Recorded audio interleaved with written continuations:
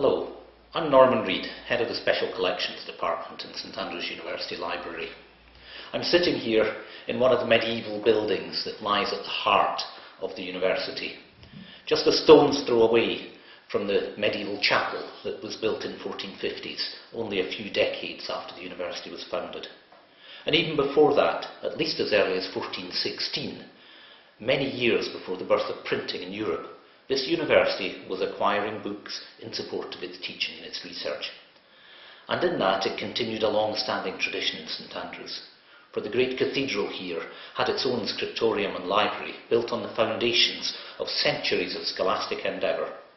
So St Andrews has been collecting books probably for longer than any other institution or any other place in Scotland. And what a collection we now have. Well over 200,000 rare and early printed books, from the earliest days of printing to modern fine bindings, covering every subject under the sun and including some astonishing individual items. And beyond the print, the manuscript collections are equally magnificent.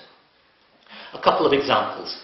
A massive volume of selected works of St Augustine of Hippo, written here in St Andrews more than 800 years ago.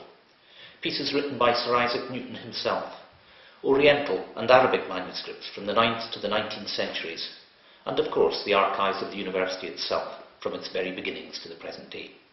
And finally a photographic archive with few rivals.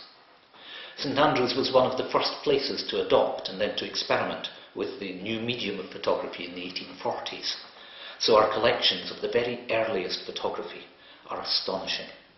But around these star items lie collections of great diversity, entire personal libraries, the papers of academics, literary and other luminaries, whole collections of family and estate papers, the entire body of works of prominent photographers, both historic and contemporary. And we are still collecting. These are living, growing collections, not the dusty detritus of times past. And if we laid out in a line all the shelves that hold them, they would stretch for more than 8 miles. The collections are here to be used, and they are used. Thousands of research visits are paid to them every year by our own staff and students, and by visiting academics and members of the public from all over the world. But we do not have the facilities that we need to allow their use to reach its true potential. We have outgrown our storage accommodation, which in any case doesn't meet the stringent environmental requirements needed for the long-term preservation of historic materials. We need dedicated spaces in which to use the collections for teaching with students, school pupils and community groups.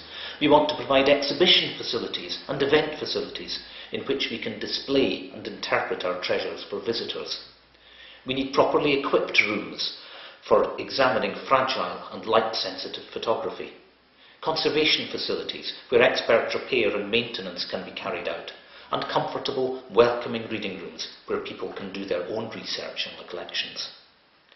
St Andrews is one of very few universities which can offer its students and staff and visitors access to such a wonderful resource.